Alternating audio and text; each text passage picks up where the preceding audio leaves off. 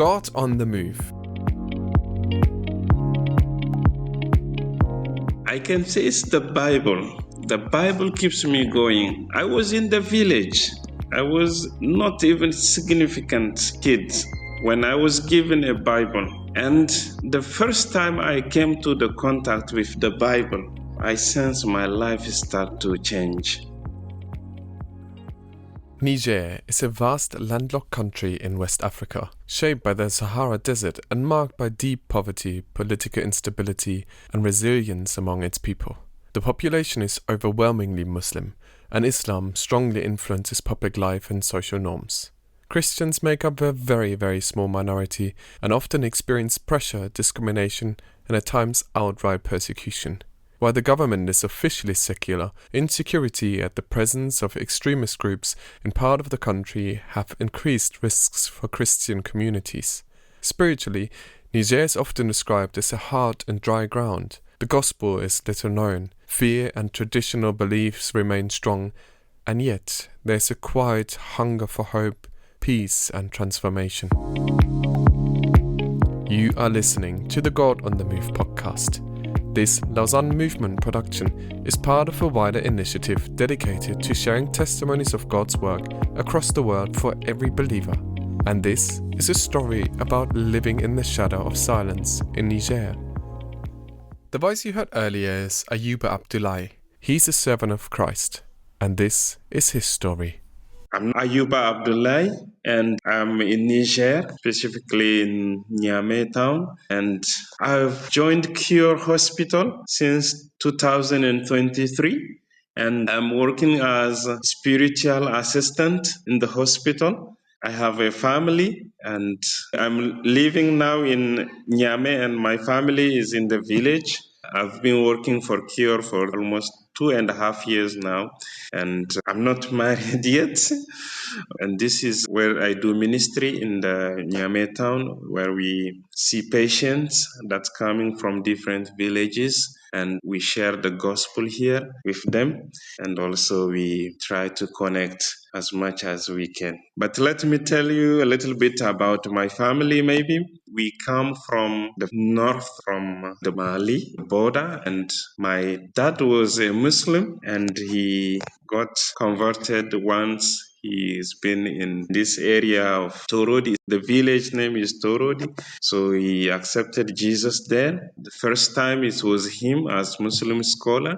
Then my mother joined, my mother who passed away 6 months ago. And then our family, all the kids, we joined our father to go to church. And we are about 7 kids at home. And that's how we became Christians. My father accepted Jesus Christ in 2001, and I was 6 by then. So this is the time period.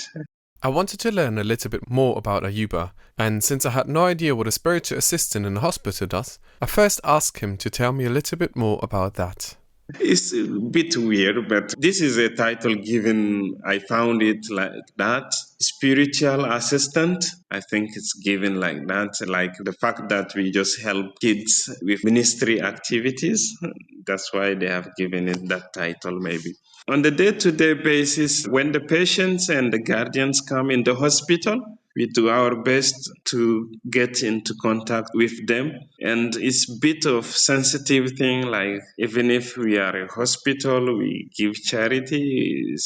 You don't seemingly preach directly to people, but you kind of present the gospel in a really wisely manner.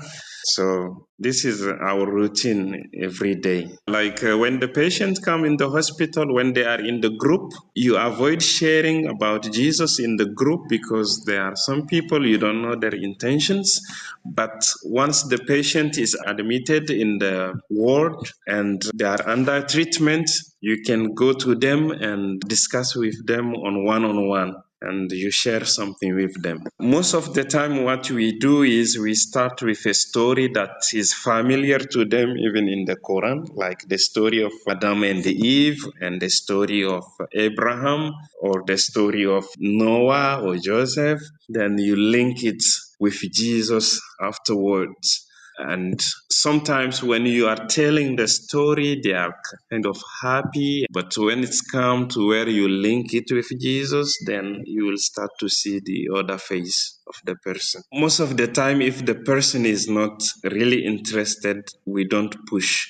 We tell the story, we link it with Jesus, and then when they seem they are not interested, we just thank them for coming and then we leave it. We keep the friendship. I've seen many people, and many people have come to the hospital.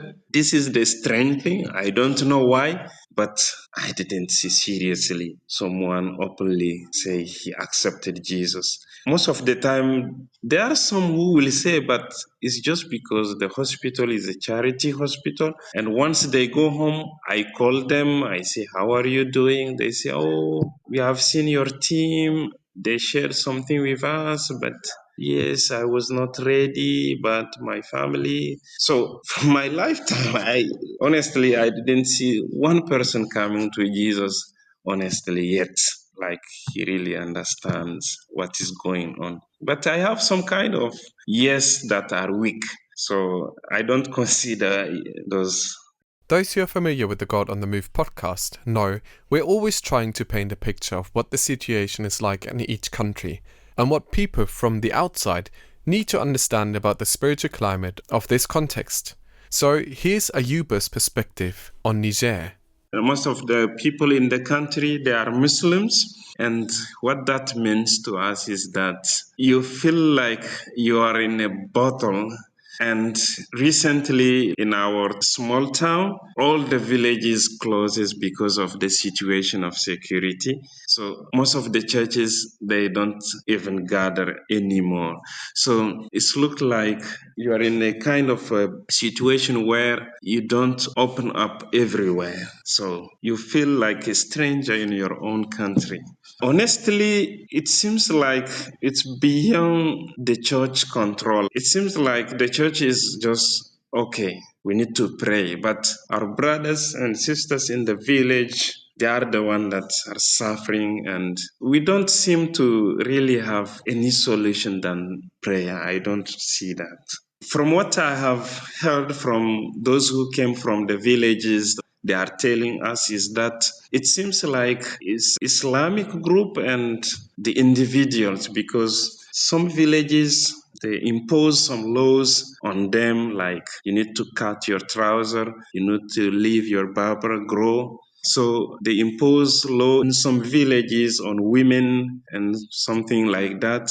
And some villages don't experience the same experience as some villages. So I don't know, is it Islamic or individual? So it seems like it's Islamic, but it's coming, it's popping up. In the city, I think people are tired of thinking even about the situation again. They have been scared from the start, but now, from what I observe, is that people are tired even thinking about something bad now. They're just leaving because they just think, okay, anyway, whatever will happen, it needs to happen. Life goes on. So, this is how we live in the city.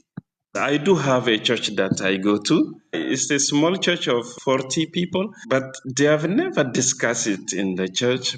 Maybe they will discuss it as a prayer request, but to discuss it seriously, no, they just ignore it. The violence Ayuba is referring to are attacks from jihadist groups like the so-called Islamic State and Al-Qaeda, which enforce Islamic law and persecute those who do not align. Open Doors reports that communities are attacked and church buildings destroyed by extremist groups, and many have lost their lives because of such violence. Just recently, towards the end of last year, a missionary was kidnapped, which resulted in the evacuation of all other missionaries out of the country. With all of this in mind and the difficult ministry in the hospital, I asked Ayuba how he sees God at work in Niger and how the missionaries leaving has impacted the situation. Most of the time, I think about that. I say from 2001, it seems like nothing is happening. We do our best, but I don't know. I ask myself questions sometimes. I say, but why? Why? But it seems like these times that I'm experiencing, like Niger is experiencing a total silence. it's like nothing is moving. So I linked it with the story of the silent period when God was silent after Malachi. So I said, maybe we have used whatever we can use. God needs to do something. It's a long time. I can say it's really not easy. And what we do is we are like audio people. We listen much audio Bibles and audio stuffs. And it seems like you have your own audio materials and then you just listen to them. You feel like you are in the community by listening. So most of the time, especially in my small town, people they listen just you are just allowed to listen secretly maybe in your audio materials because you cannot have somewhere to find people gathering every time. Before we continue with the story, I want to let you know that you can now join the God on the Move community on the Lausanne Action Hub. Be part of the conversation, see exclusive content and share your own testimony.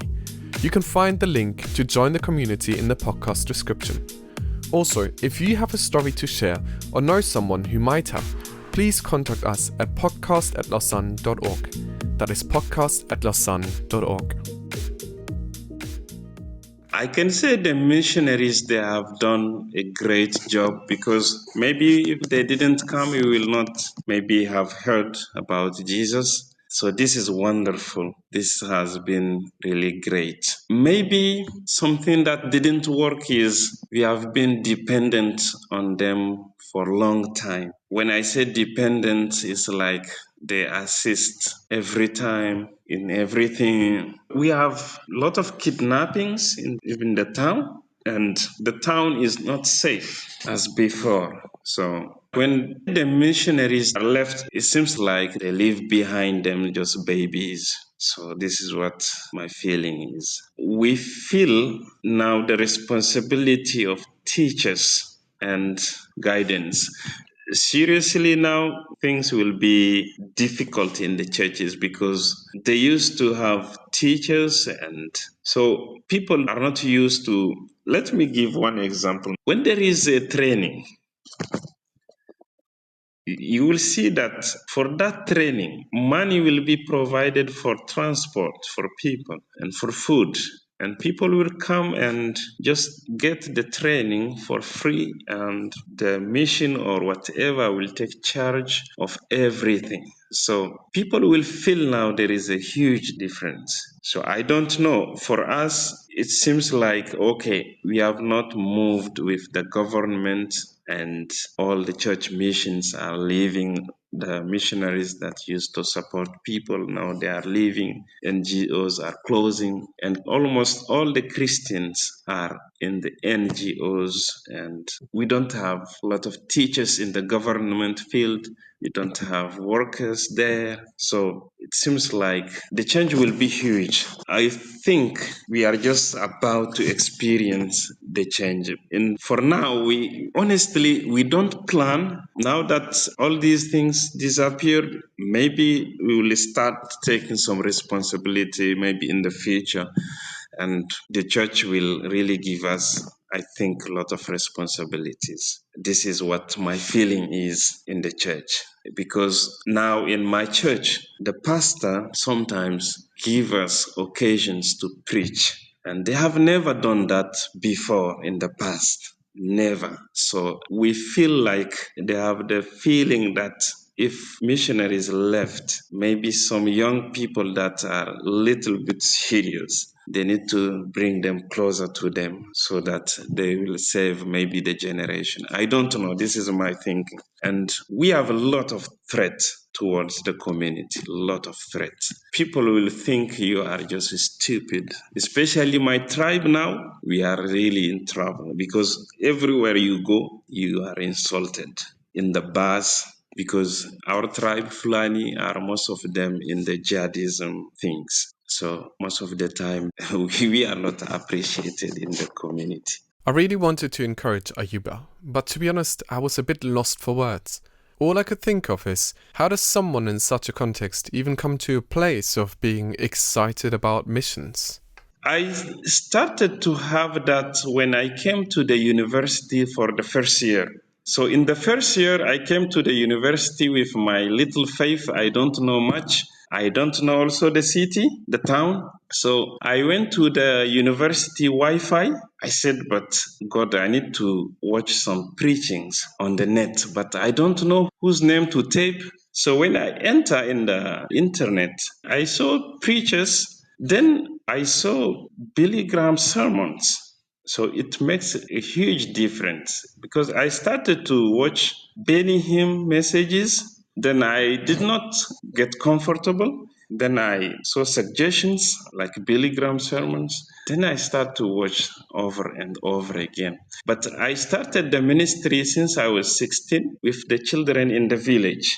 So I have never known why I started to do that as the only Christian family in the village. And I started to call the children so that we share Bible stories and we play football. So I started that for 5 years and have been doing that. Then I moved to the town to university. Then at the university, I met the preachings of Billy Graham online. So I've watched that. First of all, it was the simplicity of the sermons. And he touches just two things that captured my attention. It was man has a big problem and God has a solution to it. So every time he speaks about hell, sin, and the solution. So these are not, sometimes this makes you think deeper than. Honestly, I didn't know Benny Hinn at that time, but I didn't know Billy Graham also, but I felt something with Billy Graham's sermons that I did not feel with Benny Hinn.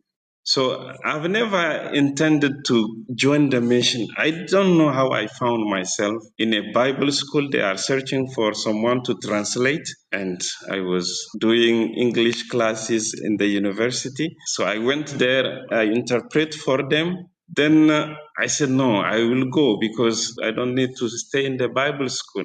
Then as we continue, I have sensed I have that calling to minister to people. So honestly, it's not a voice that was echoed in my ears or in my head, but I don't know how God changed all my plans of continuing to the university. Honestly, I don't know. For me, this really highlighted the importance of ministries like that of the International Orality Network.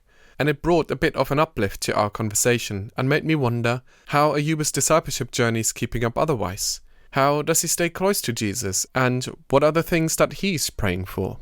Honestly, at the moment, I've been discouraged, honestly. And I was feeling like, come on, what is going on? Why there is total silence? So at a given moment, I don't even pray, to be honest. I don't even pray. I say, why? Just my question is, why? Why? I have access to YouTube, and I think from my lifetime I've listened to Billy Graham a lot until now, but now I moved to people like John MacArthur and R.C. Sproul. And I think those guys from Ligonia Circle, I don't know, but some materials are given to us by missionaries and we work with them. And most of the time we search for them online, like on YouTube. Sometimes we are given books, but we go to YouTube, we want to listen to it. What he said about his prayer life just wouldn't leave me. If not prayer, then what are his dreams? Or what if he could see Jesus face to face, physically in the room? What would he ask for? I will just say, please take this situation in hands. Do something. Please take it. Do something. It seems like we have done all what we know, our strategies. It seems like Jesus just crossing his hands, just looking at us. I don't know, but this is my feeling. If I could dream, wow. I just want to see serious people that are engaged in the church. I want to see, honestly, peace in the country. Yeah, for now, I want to see peace, to be honest. I have spoken to so many people who are in or work with people in extremely difficult situations. But seldom did a conversation seem so hopeless and almost depressing. But at the same time, I couldn't help but notice that Ayuba kept smiling, and there was something in his eyes that somehow radiated hope. And so of course I had to ask him, what is keeping him going? I can say it's the Bible. The Bible keeps me going. I was in the village. I was not even significant kid when I was given a Bible. And the first time I came to the contact with the Bible, I sensed my life start to change.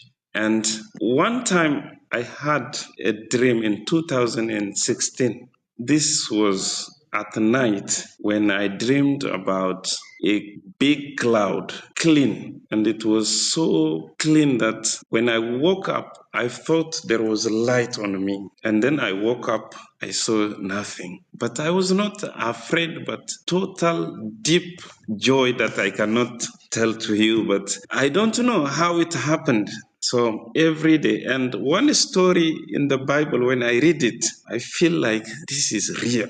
The story on the road of Emmaus, when the two disciples are coming from the village. That story was so real to me that I keep just reading it every time. It's like, man, he just showed up to them. So it's really something for me. As always, there is so much more to say.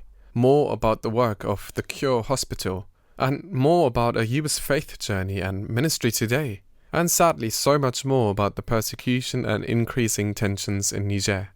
But now, to wrap it up, I asked Ayuba what the Global Church can do for our brothers and sisters in Niger, how we can pray, and then to share something from his heart that he wants to say to our listeners. I think serious prayers. We want to see prayers because from what I have seen, we have been using so many strategies to bring about the gospel. Talk to someone. If that person is converted, you will talk to someone, then you multiply that person by 2. So all these strategies didn't work. So if we need anything now, it's prayer. It's prayer. Just pray that God will do something. God needs to move. Honestly, when I look around, it feels like total silence. The country seems to be in complete silence from the spiritual perspective. Complete silence. We have materials.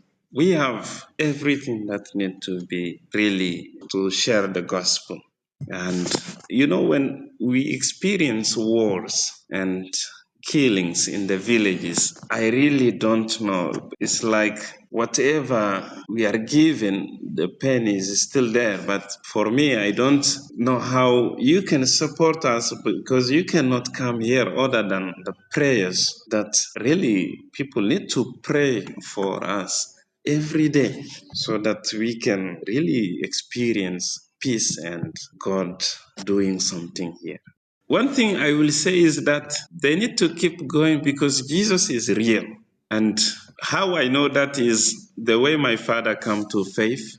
He was in the village, in our village there. No one is Christian. He has never heard about Jesus. Then he was with the cows at 2:00 in the morning. Then he saw a man coming to him, like tall, shining. Then he wanted to greet that man, then he disappeared. Then the cows just ran away, they went home. Then when my father said to me, he was not afraid at that time. He doesn't know why. Then he come home, he said to me, the first time in his life, he sensed he needs to travel and go somewhere. And he came to Nigeria to study the Quran. He said nothing. He came to Burkina Faso, just he wants to know something. He was searching something, he said to me, that he didn't know yet. He didn't find it yet. Then when he came in our village now, he met with a missionary lady in the market. He was sewing in the market, and then the lady gave to him a cassette with John Gospel. So this is the first time he heard about the gospel, and he said to the lady, no, we don't listen to Jesus' story. But the lady said, okay, you can keep it or throw it or give it to someone. Then he decided to listen to it at night. When he put it, he heard about the story of Jesus from the beginning to the end. Then in the morning, he called his friend. He said, his friend, there is a problem here. He said, what? He said, at night we will listen to something, not in the day. Then they listen to it at night. Then they bring their Quran. They are comparing now. They said, but it seems like the full story of Jesus is here, but in our Quran we have a bit. Then his friend said, there must be something wrong, but let's go to the church just to greet them and to know more about. Then the lady gave them more materials again. Then they start to discover. Then they accepted Jesus. My father's friend, his wife left him. My father also, he had some struggle with my mother for some time. But what convinced my mother to be Christian is the attitude of my father changed. Before he was shouting, it's like he's treating her like a slave. But now my father became quiet. And so this is what happened. And then she really understood that, and the others joined now. So yeah, he's real. This is what I know. Yeah, he is real.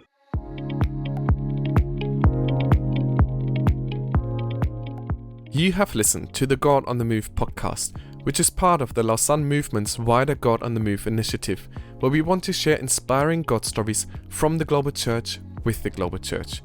Through listening to what God is doing all around the world, we hope to encourage and challenge the global church to faithful obedience to the Great Commission. So let's accelerate global mission together toward a vision for the gospel for every person, disciple-making churches for every people and place, Christ-like leaders in every church and sector, and kingdom impact in every sphere of society. If you enjoyed listening to this podcast, be sure to subscribe and follow us for more.